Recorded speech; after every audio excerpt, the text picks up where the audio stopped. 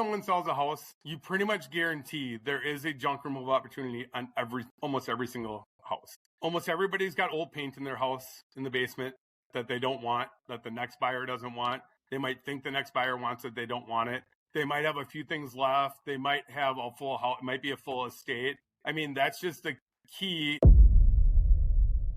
You have found Authentic Business Adventures, the business program that brings you the struggle stories and triumphant successes of business owners across the land. Downloadable audio episodes can be found on the podcast link found at drawincustomers.com. We're locally underwritten by the Bank of Sun Prairie, Calls on Call Extraordinary Answering Service, as well as the Bold Business Book. And today we're welcoming / preparing to learn from DJ Neuville of Haul It All. And DJ, I believe we're talking junk today. So how is the junk hauling business? It is great. Everybody's got junk. It turns out. So tell me, let's just start from the very foundation here. When did you get into the junk hauling business? When I was selling real estate, he had a house for sale by owner. He had a hard time selling his house. He ended up listing the house with me. I sold it to him, for him. And he said, hey, I do junk removal if you ever are looking for side cash. And I go, what the heck is junk removal? He's like, well, people pay me to get rid of stuff. I'm like, people pay you to get rid of stuff. I didn't know it ever existed. Yeah. I said, sure. I like making cash. So whenever you want, just call me. And ended up working with him. Ended up going pretty much full time working with him. And then he said, hey, in a few years, I'm going to retire. So just start your own business. We'll work together. We'll partner together. And if that doesn't work out, you just split off on your own and do your own thing. So Wow. 2019 in December, Haul It All was started. And we partnered directly for about a year. And we butt heads a lot because we're both about similar stuff. So we decided partner's not a good way to go. And it was really kind of like de facto, not even like a formal partnership. Just, hey, I have a job, come work with me, we'll split it kind of thing. And then we just kind of went back to being friends. Still at breakfast with him yesterday. He's been a great mentor to me. And he's pretty much retired. And I mean, business just took off from there. We started with a flatbed trailer and a truck. And then in 2021, I upgraded to a dump trailer. And in 2023, we got rid of the truck and trailer model and we went to box trucks and we started renting U-Haul box trucks. And then 2026, January this year, we bought 2 of our own box trucks. So now we have 2 22-foot box trucks. And then we use U-Hauls as an overflow if we need more than that. All right. I love this, DJ, because I interviewed you, whatever, in late 22. So would have been using the trailer. And at that point in late 2022, I mean, we're talking the tail end of the pandemic-ish. How many employees did you have back? I was pretty much sole operator. I had one guy that was pretty much full-time, but like full-time, part-time, one guy. Okay. Now I have 8 guys. There's 10 of us total. Wow. That's incredible. Yeah. In just a few years. I hired a CFO in January. I'm the CEO now. I'm not just an operator. And then I have 3 truck leads and then labor guys. All right. So let's talk employees from essentially the hierarchy here. How did you find your CFO? He found me. I went to college with him. I've known him for many years. He invested in real estate. And he actually used to be part owner of Harker Heating and Cooling. And he sold his shares, I think it was 8 years ago or so. And just got into real estate in different avenues. And I've always just stayed good friends with him. And he came to me in January, late December, early January, and said, hey, I'm looking for a new avenue. And I thought of you. And are you ready to just take this to a whole nother level? And we put together a plan. He bought into the company and here we are. All right. You're talking January this year? This year. Yes. Okay. Yes. So tell me about that conversation when he first comes to you and he's like, hey, I want to take this to the next level. Were you like, what does this mean? Or what is next level? Or I got this? Or this guy's pretty sharp. Let me see what's going on. What was your first I've known that he's always been everything he's touched for investments have done really well. So that's why we've always stayed in touch and contact. I did have lots of questions, a lot of skepticism. I was skeptical about a lot of things because I've always been owner operator, full control of everything. And he said, hey, if you're interested in not being an owner operator, then I'm interested. If you want to stay as operating on the truck all the time and stay small potatoes, no problem. I know you'll make good money doing that, but that's not what I'm interested in. I'm interested in if we want to build this into something big, like the big franchise competitors, and go for that competition. If you're interested, I'm interested. And I did a lot of soul searching. I'm 44 years old. I know that my shelf life is limited on when I can be on the truck all the time. I love being on the truck all the time, so it's a difficult transition. But I know that when I'm 50, I'm not going to love being on the truck all the time. And I get hurt. My guys all have a running joke. I'm the one that gets hurt the most because I always move faster than my brain catches me. So it's really easy to truly tell a new employee, there's nothing you can do that I haven't done because I probably have hurt myself. So just be careful. Safety. And when I say safety is my number one key, it is here, but everybody laughs because I'm the one that would wreck the days since the last injury board. Funny. So yeah, that was our focus has been now of obviously it's a transition. You can't just go from the truck into the office. So we've been transitioning me completely off the truck. I think it's been almost a month since I've been on an actual job site. Maybe not, 3 weeks ago. But it's more now of just training. If I go out and do like a small demo or like when we cut up hot tubs, it's training the new guys of, hey, here's how you do it. So I'm not allowed to go out on a job site by myself. Has to be with someone that's learning. So I'm handing it off. All right. And Now, is that a rule that you made or a it's rule my, the CFO made? well, both my so my CFO is Luke Heyer. It's both of ours. It's both of our commitment of, hey, you're not going to get off of we can't scale the business with me being on the truck. It's hard to do. Oh, I'm making that commitment. It's difficult mentally. I don't like sitting in front of thankfully I have a laptop because I can't just sit in one spot. I love just grabbing my laptop and going anywhere and doing what I need to do. But yeah, I like the physical labor. That's one of the reasons I got into the job. So there's still always, there'll be some avenues where I'm like, hey, okay, for half a day, I'm going out to help with the guys. And I know for my guys, it builds a lot of trust and respect when I can say to them, hey, I promise you there's nothing that you are seeing today that I haven't done. And if it gets bad enough, I'll be out there and I'll come help you.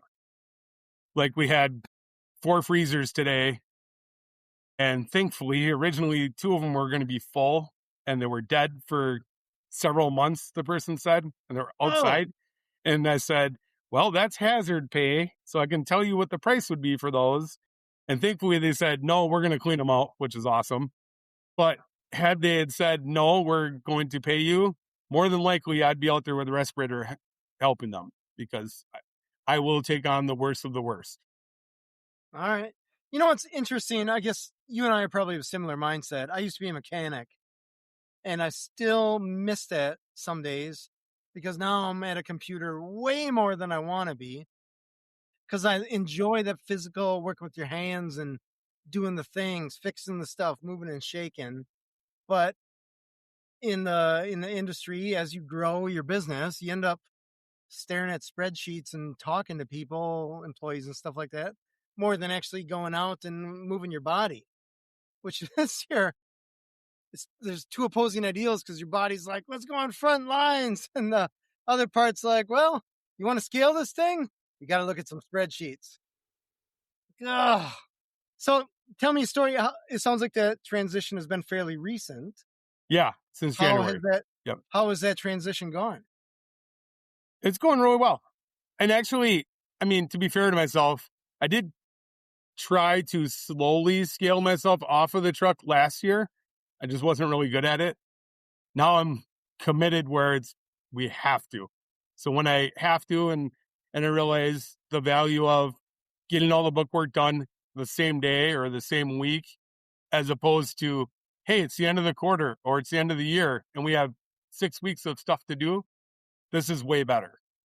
Even if it's short-term pain of, hey, and the nice thing, like, so I'm pretty much still physical every day with the guys because, like, in the morning, I'm a newer riser. I'm up by 5:30 every morning. And I usually get here to the shop before anybody and I'll start working on the trucks of getting them ready for the day.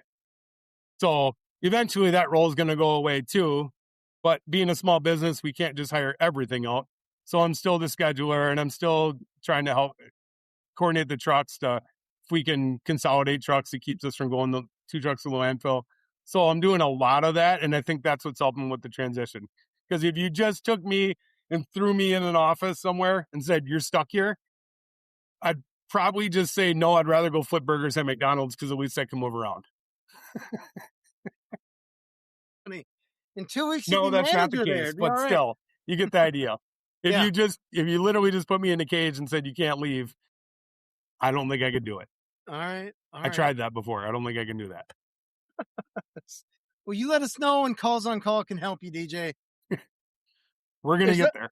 There's a psychology test that I forget who brought it up to me, but it was something like, if you imagine yourself in a solid white room with no windows and no doors, and you're just put there, how do you feel? And I remember doing that exercise with somebody else, and this person I was with is like, I feel so peaceful and calm. And I'm raging out, trying to figure out a way to break out of that room. My anxiety level went up just you asking the question. Not even, obviously, I'm not even facing that. My anxiety level goes up. I would try to find a way to crawl through that, run right through that white room. Yeah, it's so interesting. I'm like, how's that a psychology test? That's prison. You just described solitary confinement. Yep. But it was so funny listening to this person. I feel zen. I feel so at peace. I have no worries. What about oxygen? So, anyways, so interesting. So the CFO comes on and CFO says, hey, man, let me see what? What does he look at first? Well, from a purely now 6-year before this year, 6 or 7-year operator standpoint, books. We guys start looking at books and getting way more organized in books than we have. We went to a new computer system. We went away from QuickBooks. So happy to get away from QuickBooks. Congratulations. We're in the Aptura world. Shout out to the little small business in Kansas City. Great service industry system that does everything. It's archaic, but it's like perfect to what everybody needs. It's awesome. And their family, you call there and they'll answer the phone and they'll get your solution fixed. Nothing's outsourced. They're a great company. All right. What is it? What's the name of the company? I never pronounce it correctly. I think it's Aptura. Okay. Would it be easier to spell it? If I knew the spelling. We'll throw a link in the description here. Yeah, I'll send you a link. They're a great company. All right. Super Anything good. that gets rid of QuickBooks, I feel, is a move in the right direction.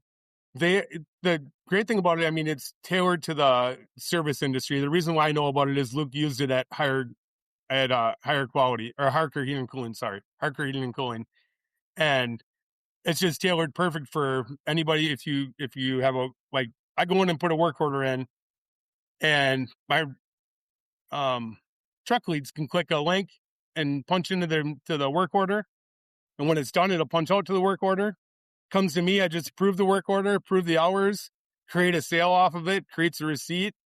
I approve their time, and it's all done one in one system. There is no, I mean, QuickBooks was helpful, but it just pieced out different stuff, and they'd be like, "Oh yeah, we sort of do that." Yeah, this literally does it, and it's all in one, and it's one system, and it has a scheduling board and everything, which is super, super helpful, especially as we try to scale and get more and more trucks. That's awesome. So CFO, initially, he looked at your books and he's like, hey, we got to sort some stuff out because there's a little bit of chaos here, or maybe just stuff is slipping through the cracks. Is that the idea? Yeah, well, I just do a terrible job of recording anything. Like, totally admit, I'm a quarterly, yearly kind of person with, but I don't like being in front of a computer. So it's easier to just put it in a shoebox and we'll do it later. Right on. Did that Well, include billing? sometimes and stuff falls in the cracks that way, or our AR get behind because, hey, they didn't get a bill or they didn't get it right. Yeah.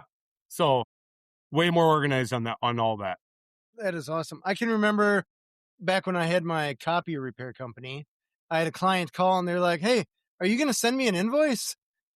And I was like, "That's a terrible phone call to get. Terrible phone call. I've gotten I those should have phone calls sent too. that invoice right away." But it's like, "Hey, I'll Yeah. get to it.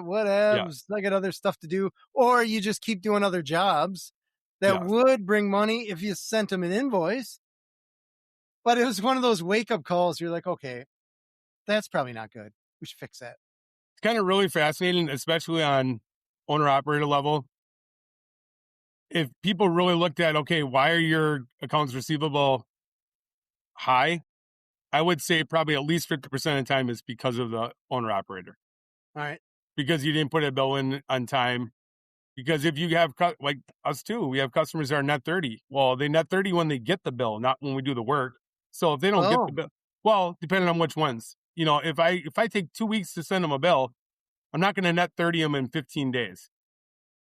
I hope they paid in those 15 days, but if I don't send them a bill, that's really on me that it took me 2 weeks to get it to them. And I think that's way overlooked on a lot of owner operators. I mean, it is always just easier. Hey, let's go get more work. Let's go get more work. Let's go get more hmm work. Also, it's sales nice does to not get always, paid. yeah, You want to get paid. right. Totally want to get paid. Yeah. More sales does not always necessarily solve all of the problems. Tell me, next steps the CFO did. I imagine you looked at your equipment and stuff like that and said, "Hey, we're bleeding money here.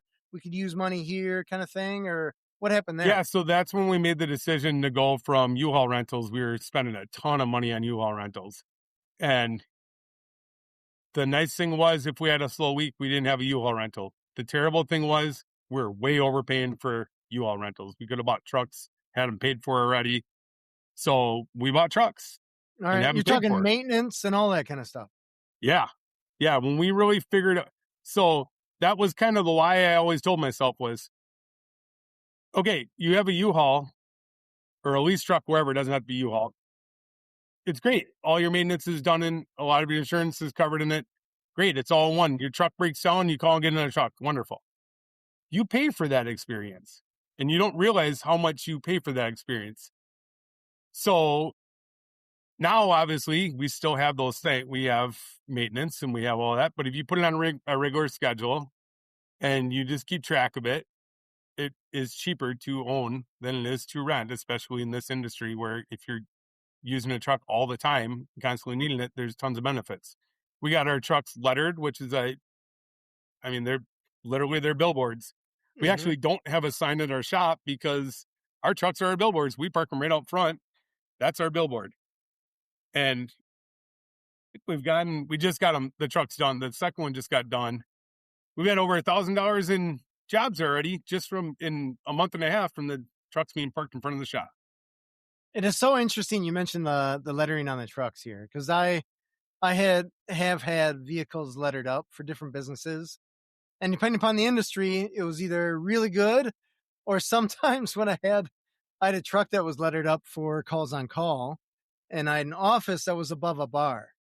And so I had somebody tell me, they're like, "You must be drinking all the time." Yeah. And I was like, "What are you talking about?" And I didn't realize that I'm parking in front of this bar 6 hours a day, 8 hours a day, so, like a lot, very often. And I was like, "Oh, you don't know that I'm in an office above the bar. You don't even know what that building is because there's no signage. You just know I'm in front of a bar." I'm at the bar. I'm in front of the bar. Yeah. I Yeah. bet I So, was warned that actually as a realtor. My broker at the time told me the same thing. Because if you get a truck letter, just so you know, everybody knows where you are all the time. So if you're a type that goes to a bar all the time, people will notice and they will say yeah. something. Get another vehicle or something like that. Yeah. Yeah, for our particular industry, it didn't make sense. For printer repair, it did well. I imagine for junk hauling, because someone's like, "Oh, they're behind you at a red light. I totally got junk." Whatever. I actually had somebody take a picture. Well, they asked me first, thankfully, of the back of my shirt at Menards a couple times, 2 times now. Well, that's Well, awesome. Menards and Hy-Vee, they said, hey, I need junk removed. And I see on the back of your shirt, you do junk removal. They took a picture of my shirt for the phone number. I was like, well, I can hand you a card. Yeah, too. It's cool. Take a picture. Yeah, that's awesome. That is awesome. Tell me, so CFO, did CFO dig in any other stuff yet, or is it still too soon to tell? Well, we're working on marketing more. We actually redid our website. We had Powder Keg redo our website. I'm sure you know what Powder Keg is in Madison. They did a really good job. And yeah, I mean, we're just brainstorming to, we know we don't need to reinvent anything in the industry. There's people that need junk removal. We're just trying to find those people. We do a really good job of the residential part. We're trying to find the commercial aspect, and more so commercial. Like, I know what we need to do. Like, one of our main targets is realtors, because that's why I started this, was because of real estate. So we're making a huge push of reinvesting with our reinvesting our relationships with realtors, because whenever someone sells a house, you pretty much guarantee there is a junk removal opportunity on almost every single house. Almost everybody's got old paint in their house in the basement that they don't want, that the next buyer doesn't want. They might think the next buyer wants it, they don't want it. They might have a few things left. They might have a full house. It might be a full estate. I mean, that's just the key, and we've kind of forgotten that that's our key. So now we're refocused on realtors are our key. They're our friends, and we're actually going live with a new thing that if you can't pay or don't want to pay before closing, we'll wait 60 days to get paid from a residential customer. And I don't know of any other, I'm sure there's other companies that offer that. I don't know of anybody that upfront offers it. And we're upfront offering, hey, if you need 60 days to pay, great. We'll be partnering with a realtor. We know you're through a title company. We're good. After 60 days, we'll figure it out. We're not going to charge you a late fee. You will owe us, but we're doing that to help people, because there's a lot of people that have a lot of equity in their house. They don't have the cash flow, but they still need a solution.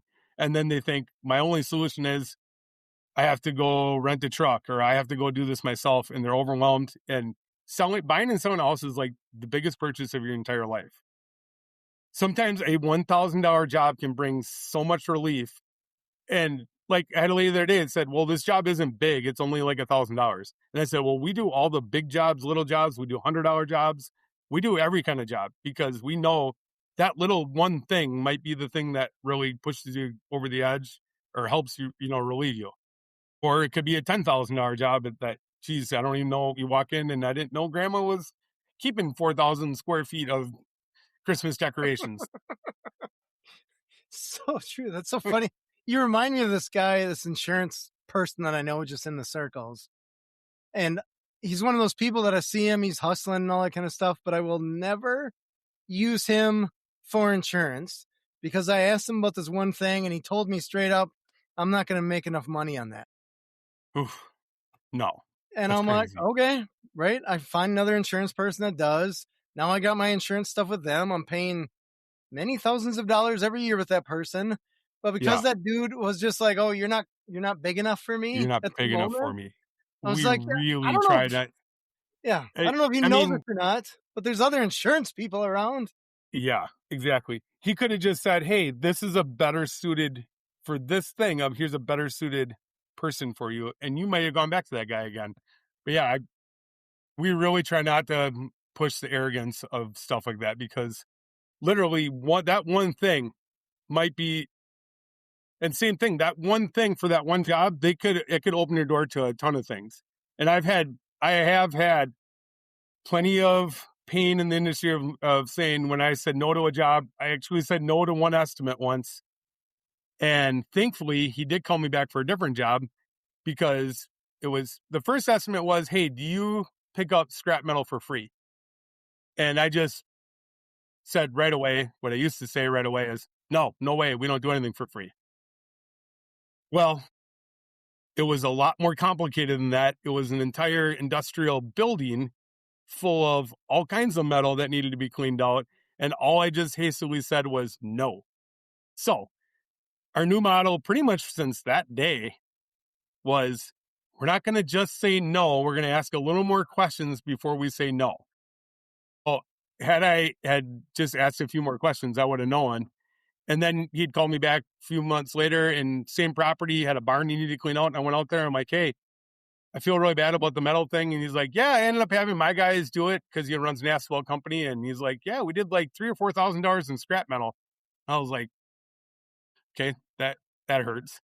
And then what tipped that even more is he referred me to a realtor in the area that has done, I would say we've done like $20,000 in business with her since then. So that could have been a huge miss that I wouldn't have even known just because I said no rudely.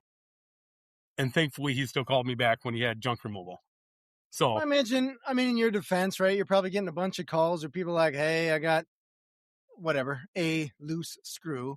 Will you come right, pick it up for free? Because you can sell it to the metal place or right, whatever. yeah, and we do get that a lot. And that, like I said, it doesn't mean we go do it, but at least we try to be, hey, let's not be quite as rigid, and at least ask some questions before you just say no.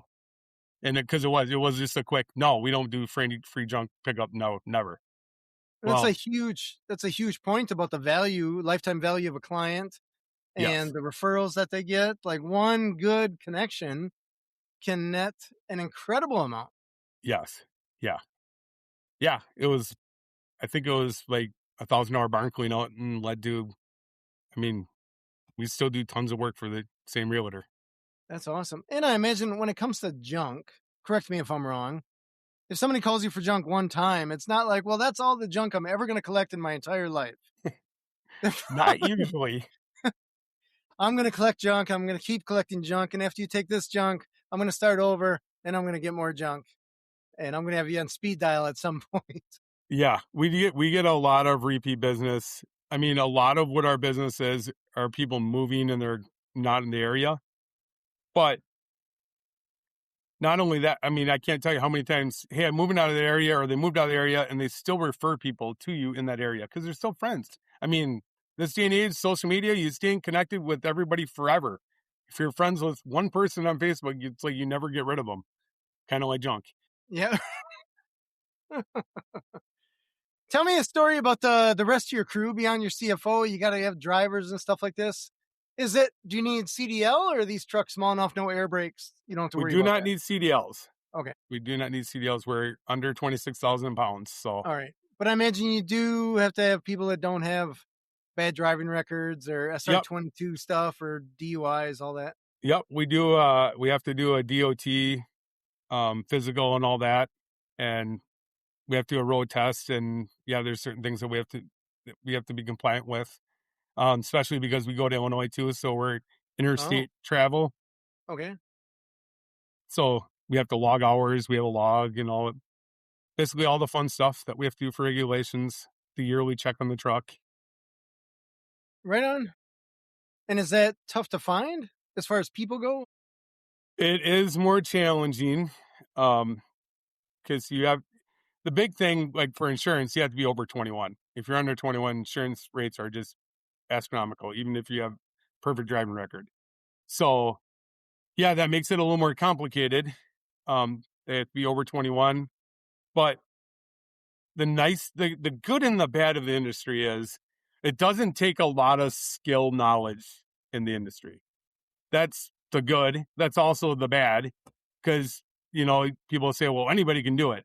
Okay. Well, that's true. Not everybody can do it right. Not everybody can do it efficiently. I tell customers all the time, okay, that's great. We're not the cheapest, pretend to be the cheapest, and never will be the cheapest. But I will warn you, whoever you hire to do it, make sure they're insured. You're saving $100, but if you get your wall nicked and they say, well, we're not on insurance, too bad. Now you're going to spend a lot more than $100. Somebody gets hurt. I mean, there's a lot of pretenders in our industry. A lot of people that are just, hey, I'm grabbing stuff and throwing it on a pickup truck. It's that easy. I'm going to the dump. Not knocking anybody. They can get away with that. Great. More power to them. But to me, there's a lot of value in, okay, we're professional. We're going to properly recycle everything. We're not throwing stuff in ditches. Because what people don't understand is if they hire me as junk removal and I take a bunch of their stuff and I throw it in a ditch and it says their number or name, like in a paper or something, the cops are going to call them. It's going to all flow back to them first. And then you have to find that company. Okay, did you do this? And whatever, they may not be around anymore. So, yeah, the hard thing is finding people that are willing to work and learn a trade that they think, well, this can't be that hard to do. Yeah, you're right. It isn't that hard to do, but it is still a trade because there is some skill to it. There are quite a few tricks of our trade that make things a lot easier that people don't realize. Well, just throwing junk in a truck. No, it's not quite that easy. I And think anytime someone says, hey, that sounds really easy, I say, when can you start? that sounds perfect. Yeah, come on up. Come on, we'll show you. There are Tell some me- days it is easy, that's for sure. There are a lot of days that is not easy. I imagine junk is such a broad term that could be anything, right? If I have to go pick up 2 couches in a garage, sure, that sounds easy. If I have to go pick up 2 couches in a basement that your grandma had 5 cats all over, a lot more difficult. Fair. Junk is a wide term. I mean, like I said, we do everything big, small, other.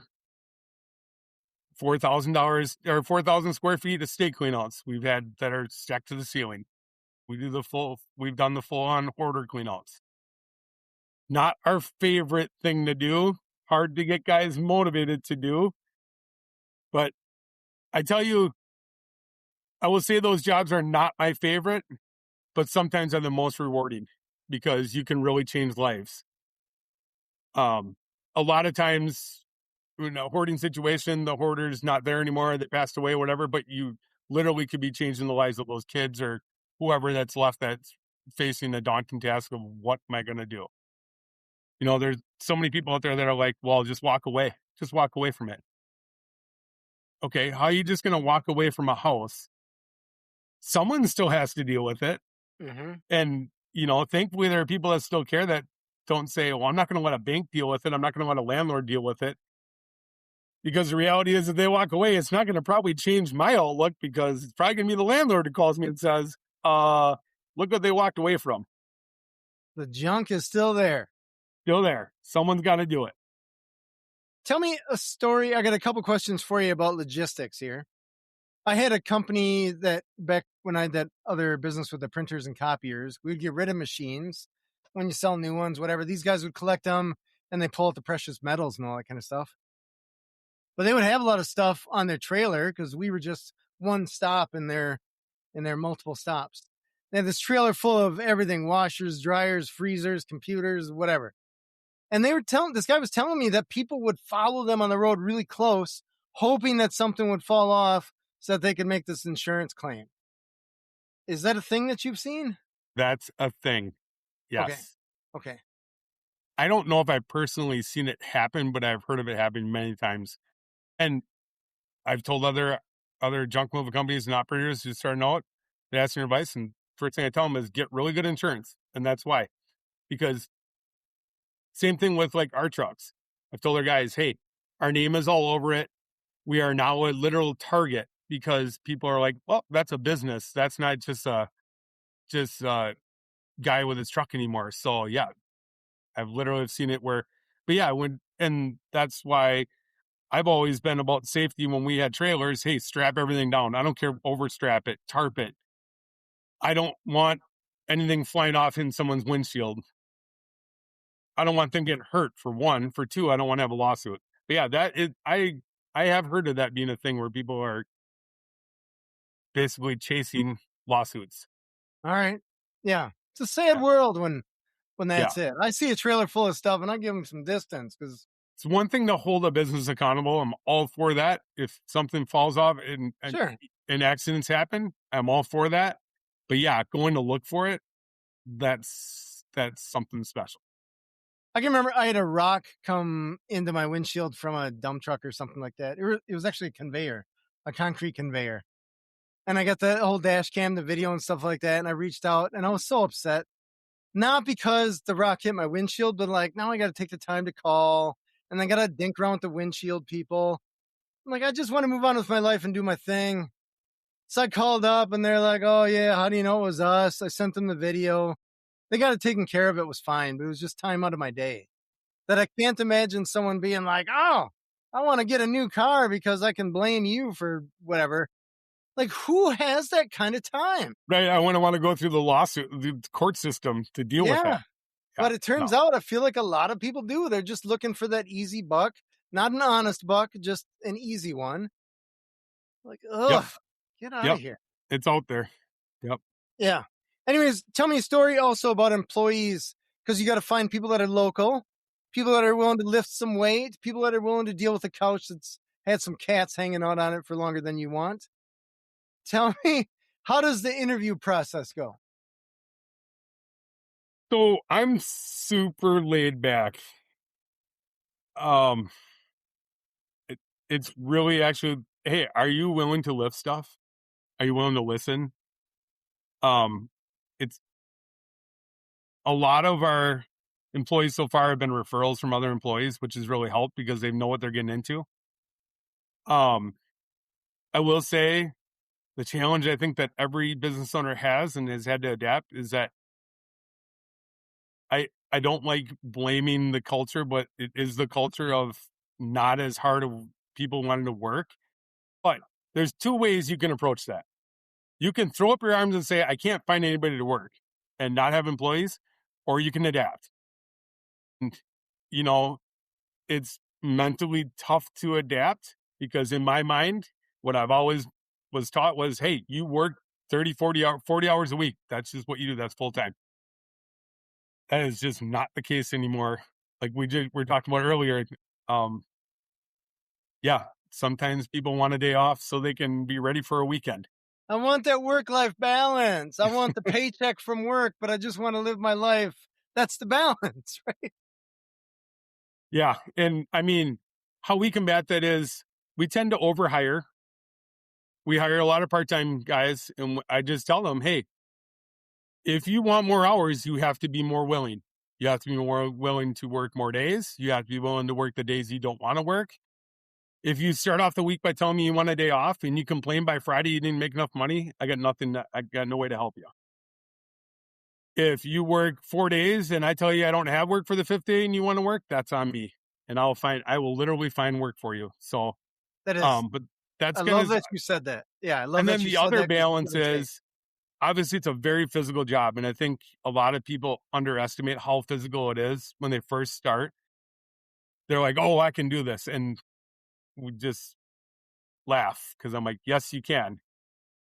But day after day, 8 to 10 hours a day, it can really wear you out, especially in the heat. Like this week, we're lower on our jobs. We don't say no to jobs. We don't say no to work in heat, but we try to creatively work around the heat. We're not working outside on demo jobs this week, unless it's an emergency or total time stamp. We try to just be creative to. And a lot of times, most customers, unless they're in a hurry, they completely understand. They don't want to be out in the heat either. So if the shed that's been needed to be knocked down for 2 years, it can wait another week. And there's so much driven in not just our industry of it's just our lifestyle of, oh, well, I need it done today. I want it done today. When you start asking questions, a lot of times you can schedule something and it makes it easier for everybody. But Yeah, yeah, no, the work thing, I mean, you just have to adapt. I mean, that's the way I think a lot of business owners have figured it out. The successful ones, if you want people working, you might only get them for 30 hours. You got to get the best you can out of them for 30 hours. And that's why we keep our pool. We're actually actively hiring again to get our pool up again on guys. And, um, but yeah, I mean, our biggest thing is, can you listen? Can you show, the biggest asset in this job is, can you show up? Can you show up? Can you show up on whoa, time? that's a big ask. Isn't that the great? I mean, it's crazy, but I tell people, that sometimes their biggest asset. If you can show up and show up on time Yeah, and you can listen. show up on time, show up sober. Like, Yeah. whoa, Yeah. that is way big trifecta here. How about we pick 2 out of 3? Yeah. Tell me a story, the worst employee that you've ever had. Maybe without a name, but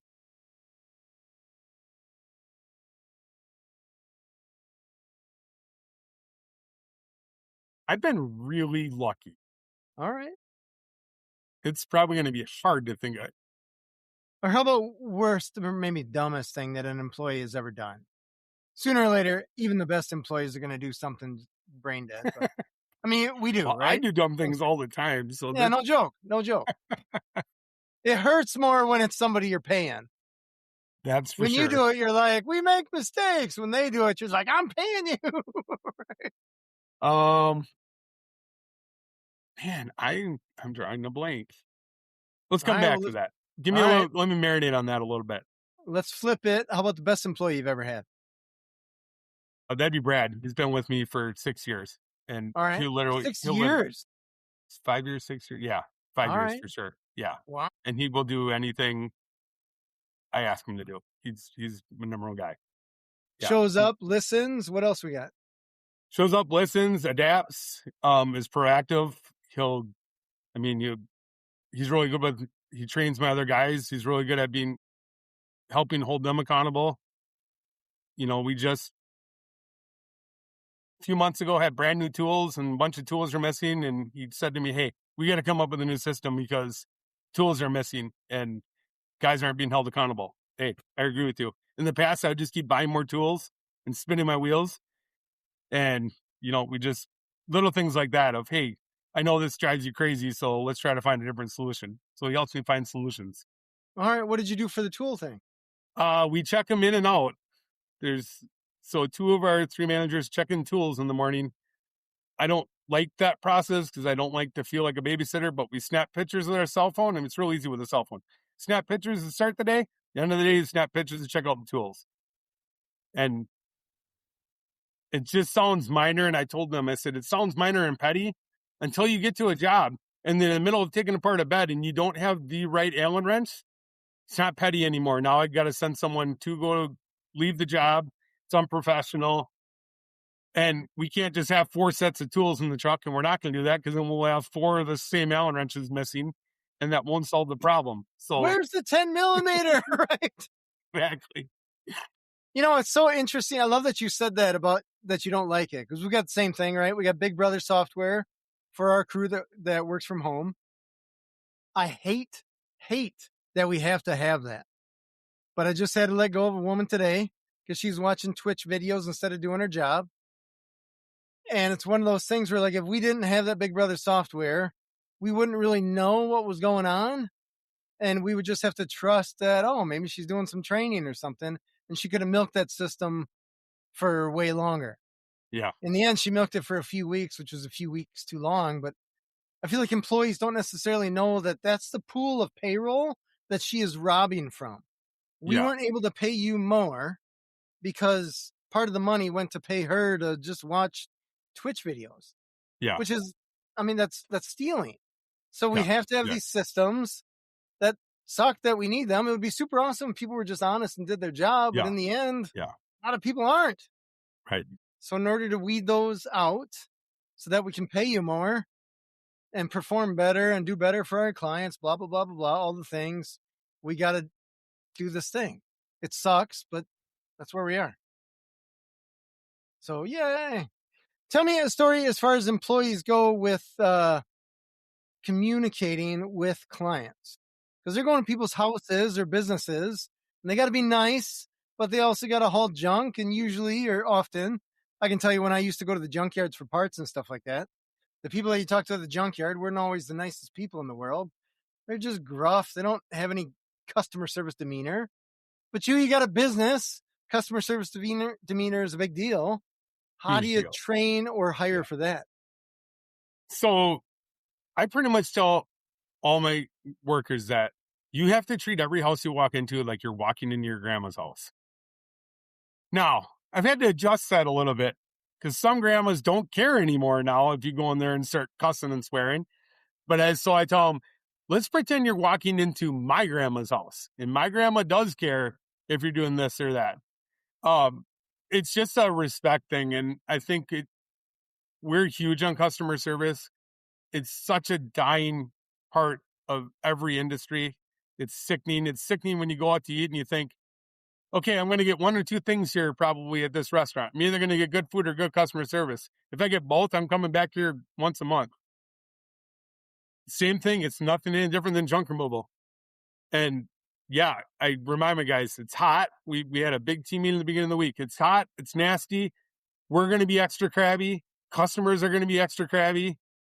Just try to dial it down and consider that everybody's crabby. It's hot and nasty outside. No one's happy about it. So we just try to make it a conscious effort and talk about it often. We over communicate to every customer. I always joke with people, hey, we're not the cable company, so we give you at least a 2-hour window when we're coming, and we try to tell you when we're 30 minutes away, so you don't have to literally sit there and wonder, are they actually going to show up today? But that's our biggest thing is I'd rather over communicate. I'd rather somebody tell me, hey, don't text me anymore. Okay, I can do that. Then, man, they never even told me they were 5 minutes late or whatever. So we're huge on communication, and I think it makes a huge difference to customers. And yes, we are professional, and we try to teach people, hey, treat it like you're at someone's grandma's house, because you probably are at someone's grandma's house Fair. a lot Totally of the fair. time. It's interesting because I kind of lump the junk removal with the construction-ish industry. Yeah. And the construction-ish industry is terrible at customer service. They won't tell you when they're showing up. I've had guys when we had some work being done that showed up at 6 a.m. And so we're like, fuck, man, I'm still in the shower. Like, Yeah. I didn't Yeah. know when they were expecting to be there. And they just nonchalantly is just like, this is when we start. We Yeah. didn't communicate that with you. And then there's other times when they just don't show up. They're like, oh, we got a different job. We got to finish that up. Well, just let me know, man. Just Right. let me And know. that's the biggest thing. Like we had an example today. I forgot to put a customer on a schedule board. It was one of my mistakes. She called me and said, hey, when are you coming today? Crap. We're coming. Don't worry. We're coming. It was my mistake. She's like, oh, you're not coming? Oh, no, we're coming. Don't worry. I screwed up, but we're still coming. We'll figure it out. I figured it out. And we own our mistakes. I mean, every company makes mistakes. I would say, shoot, almost daily, something's not perfect. But customers respect when you make mistakes, or when you just say, hey, look, it's going to be a week or two. What works best for you? Or we're going to do it in the morning. Or, hey, we got to switch off to this other job because it's raining. As long as you communicate, most people are totally fine with it. And same thing, I just try to think of, okay, so what would I want if someone was doing junk removal or redoing my roof? How would I want them to communicate? And that's how I try to treat everybody. Yeah, that's reasonable. I have a question for my crew that I want them to constantly ask. And the question is, does the customer know? Does the client know? Does the caller know? So it's like we're in the middle of the calendar, so we just assume everybody can see this. They can't. They got 50 million other things going on in their life. And this particular thing is only important if you're not there when you say you're going to be there. And then all of a sudden, 5-alarm fire, right? So does the customer know? Just let them know. That's a great question. That's a great question for customers. Does the customer know? Because Yeah, they need to know. true. Tell Don't me make the about your assumptions. tell me about your shop, because you've expanded, I believe, since we at least adding trucks and Yeah, stuff we have like a that. physical. We actually have one physical location that I'm here at every day in Beloit. That's where we park our trucks. That's where we repurpose items. Anything that people throw out that we think we can sell, we sell them on marketplace. And then we have a warehouse in Stoughton that serves as our big sale place that we have sales. We had one sale last month. We're gonna have another sale next week on. Where it's 5,000 square feet of stuff that we can repurpose and sell. And is this is junk that you've collected? Yes. And just like, hey, this is more value. It's better in somebody else's hands than in a landfill. So it's basically a huge garage sale. Yes. Huge garage sale. When we do them, we never set prices. We don't sit time, just way too much stuff. And sometimes I know people don't like that, but once they start realizing, man, they're selling stuff super cheap, they really like it. Because I always tell people, the more you buy it, the better deals you get. I just want to keep this stuff out of the landfill, make some extra money. We've already been paid to get rid of it. But the big thing is keep it out of the landfill. I mean, so many companies are, okay, well, this is what we do. We collect junk, we throw it in the landfill. that's what we're supposed to do. I don't believe in that model. I believe that we are still supposed to be responsible. And if you can donate it, take the extra 5 minutes and stop at a donation place and donate it. We donate probably close to twice as much to what we throw away and resell. We donate a ton. All the donation places in Madison know us. All right. Yeah. Do they ever see your truck and they're like, ah, or they welcome it? Yes, both. Okay. I think there's times they get overwhelmed with us, but they've come to realize we usually aren't bringing an entire full load to them. Okay. Usually. And I imagine you're picky about what gets donated versus tossed. Like we're not giving you a broken alarm clock or something. We know which place takes stuff, and we are super. I mean, I will tell everyone, every place we go to, hey, I don't want you stuck with junk. I'm not trying to give you junk. If we're starting to unload and it looks you don't want it anymore, throw it back on the truck. No harm, no foul. I'm not going to make you. And that just comes with respect of these places too. You know, like some of them, they're using underprivileged and underskilled labor. Their managers don't want to come out and see that you took advantage of them and you have 4 mattresses laying there that they know that they can't take. I mean, pretty much all the managers at donation places, they know us. They like us, as far as I know. Sure. You treat them well, they treat you well. Yeah. I get it. Tell me a story about the landfill stuff. When you do have to dispose of stuff, how big of a deal is that to go to the landfill and get rid of this junk? I mean, the Dane County landfill is super easy, except for it's always busy. Okay. But it's a super easy system. They're easier than Rock County. We go to both of them. So Madison's easier because it has a 2-way scale. So you go in, everyone goes in one way and goes out a different way. Very handy. Janesville is not Rock County, or Janesville, which is Rock County landfill, is not that way, but they're not as busy as well. But I don't know. It's a pretty easy process. I always was kind of stuck on the, hey, we really liked using dump trailers because it takes 2 minutes to hit a button to dump it. When we really started figuring out, almost at the same time, we can clear out a box truck. It's really quick to clear out a box truck. A little bit longer, but the asset there, the bonuses of like a box truck are, we can put a lot more in it. Even basically a box truck versus like an NPR dumpster truck. We can put a lot more in a box truck. It's secure. I don't have to worry about it blowing out, hitting anybody. Even if you have the best tarp system, stuff can still blow out, hit somebody, hit their car. If it's raining, I don't have to worry about good stuff being wrecked. I don't have to worry about nasty stuff getting nastier, because whenever you have a dump trailer, you're always thinking, well, if it's snowing or raining and I got 4 mattresses, now you have 600-pound mattresses versus 10-pound mattresses.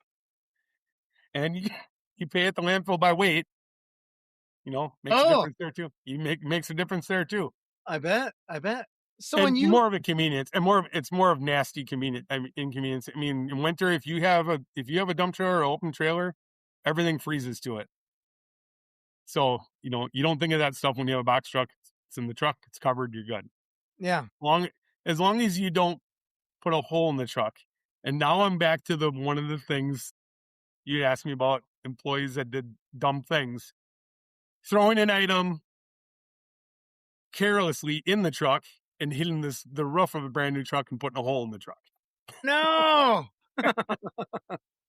And then not telling me about it, and I have to find the hole in the truck. Wasn't a good day.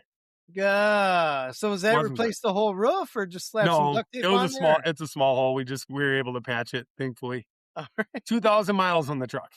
Oh. Yeah. Oof, that is rough. How did that conversation go? Not so great, but not terrible. I mean, I try not to be a yeller. I try not to get totally up and totally down. The biggest part of the conversation was, hey, I have literally done everything. I've screwed up everything, but you have to own it and just tell me I screwed something up. That's just the better route. Because if I find it on my own, especially when you knew you did it, that makes me mad. Mm-hmm. I'd rather because there are times that stuff happens, or truthfully, people don't even know that they broke something or whatever. That's a little different too. But when you know, I just tell them, just tell me, please, just tell me, save me the headache. At least I can go smash my head against the wall right away. I don't have to have a delayed smash my head against the wall. Or do it in front of employees. Like, Right. I didn't want you to see me punch that thing, so you gotta keep us sane here, or at least the illusion of sanity. Yep. Oh, I that's knew funny. something would come to me. That's why I said, let's let that marinate a little bit. Yeah. So in that case, did you find out because it rained one day and you're like, why am I getting wet inside this truck? No, Or did an I was just employee had me say, unloading it. Had me unloading it, looked up and I'm like, can see daylight, so that's not good. You're not supposed to be able to see daylight in these trucks. And it really wasn't bad. It was more like a scrape and just a tiny little puncture hole, but all right, could have been worse. can't we have nice things? No, we can't. Tell me, I'm going to ask you a question. I don't mean to be mean or anything like that, but I imagine, especially on a day like today, it's 90 whatever degrees out and humid. Towards the end of the day, employees are going to have a funk to them, but they still got to go to a job. And I don't know if any of your employees smoke or anything like that, but what do you do or what can you do to prevent people, your employees, from having a funk when they go to a new client, new customer who doesn't care about any of the other jobs that that person's just been to? That's a great question. We don't really have a system, but we probably should come up with a system. All right. All right. But I asked I know because myself because I'm a heavy sweater. Like I will sweat in winter. I'm in 70-degree shop, not moving right now, and I have a little bit of sweat because I just sweat all the time. And I personally bring deodorant and another shirt, but we never really totally have always talked about that. So it's a good point. I have one guy that loves to wear sweatshirts. even Last today, summer or summer, he's not today, but last summer we did a deck removal and it was 80 degrees out, direct sunlight, and he was wearing a sweatshirt. And I'm like, dude, really? I said, can I just ask you why? He said, well, I don't know. Just, I like the sweat. I like that. I'm like, you're killing me. I'm literally sweating thinking of how hot you are. He did take it off. He had long sleeves underneath, but he did take it off. Yeah. my gosh, not enough I kind of water in wonder the about world. what his, you kind of wonder if person's psychotic, if you can be 80 degrees and working and tearing a deck off and you don't Maybe have he's any trying to feeling. No. cut weight for a boxing match he's got going or something. Yeah. So here's an interesting point I want to ask you about that before we jump out of here. You don't just have the junk waiting in the driveway or something like that. Sometimes you got to actually disassemble stuff. Tell me about that. We knock down sheds. We cut up hot tubs. We have we used to haul away hot tubs. I'd get 3 or 4 guys, a small trailer, and we'd haul them away. We actually had a guy almost die doing that. He had a seizure and fell, and the hot tub almost fell on top of him. We had to hold it up and kind of just hope that he made it. He made it, thankfully. We were doing 3 hot tubs a day. That was the second one. So now we have a different model. We cut up hot tubs. We take a Sawzall. It takes about 1 to 2 hours. It's a little bit of a mess, but we clean up really well, and it's safer. But yeah, we cut down sheds. I think we've done like 10 sheds so far this year. I think we're on like 15 or 16 hot tubs. I mean, we do a lot of them. A lot. Is that a common thing? People get the hot tub, they're all excited, and then they don't use it and it just gets old and nasty? It's common that, yeah, I mean, it's common that like in 5 to 10 years, people get rid of them, especially when they sell their house. When people buy another house or buy a house with a hot tub, either they just don't want to deal with it or they can just tell that it's not in good shape. So we get a lot of them. We get calls for a lot of them. And I think it's because we do a lot of them that people just keep referring us to do a lot of them. Huh. That is so interesting. I would have never, I mean, it makes sense, right? But And pianos. Oh, we just love pianos. all right. We Do you have to cut those apart or do you No. just take them as? No, we just have it down, a system done with our carts down really well that thankfully we've only done a couple of ones with stairs. Usually we don't have to do too many of those. All right. Well, somebody had to get it down there. So Yeah, that's it. That's the thing I always tell my guys. It got in here, so unless they built walls around it, there's a way to get it out. Now, there are times where they built their own walls around it, and it has to still come out some way or another. You're going to have to cut it or something. But yeah, we've had situations where sorry, you guys built stuff where we can't get it out now. I remember one of the houses that I bought on the day of closing. We show up to move in, and there's a black couch that's all in pieces at the curb. And I'm like, that was the black couch that they had in the basement. Why did they cut it up? And then I realized they finished the basement around that couch because we ended up with the couch to move into the basement. And we're on the stairwell like, there's no way this can get in there. That's why they had it cut up. Yep. Like, now we got to go get a sectional or something like that. That was a great way to find out when you're like this. Yeah. On the That's stairwell. not the time to figure it out. No. We've been in those situations many times where we're like, why didn't we measure before we got halfway up the stairs? That's part of the fun, right? Yeah, the fun. Oh, my guys love it when I say, hey, we're going to have some fun today. Whenever I say that, they all know it's not going to be fun today. Oh, that's awesome. That's awesome. Well, DJ, tell us the story. Where can people find you? Where can people find me? You can find me on our new website. Well, same address, our redone website, callhowitall.com. You find us on social media, on Facebook. I think we're under, I don't remember what our name is. You'll have to post a link. All right. You can call us at 608-490-0205. You can show up at our shop, 3464 Riverside Drive. I may or may not be here. You can find our phone number. Yeah. Follow a truck. Take a picture of your t-shirt, right? What's that? Or you can take a picture of my t-shirt. Yes. That's awesome. Well, DJ, I appreciate you being on the show. I assume I appreciate you having us on the show. I love being on the show. I come back anytime. I always have stories. Nice. I love it. We'll get you back on here. This has been Authentic Business Adventures, the business program that brings you the struggle stories and triumphant successes of business owners across the land. My name is James Kademan, and Authentic Business Adventures is brought to you by Calls on Call, offering call answering and receptionist services for service businesses across the country on the web at callsoncall.com. And of course, the Bold Business Book, a book for the entrepreneur in all of us, available wherever fine books are sold. If you're listening or watching this on the web, if you could do us a huge favor, give it the big old thumbs up, subscribe, and share it with your entrepreneurial friends and those friends who probably have some junk, which, let's just be honest, it's pretty much everyone. We'd like to thank you, our wonderful guests, as well as our listeners here, DJ Neuville of Haul It All. DJ, can you tell us that website one more time? It's callhowitall.com. Callhowitall.com. I love it. Past episodes can be found morning, noon, and night at the podcast link found at drawincustomers.com. Thank you for joining us. We will see you next week. I want you to stay awesome, and if you do nothing else, enjoy your business.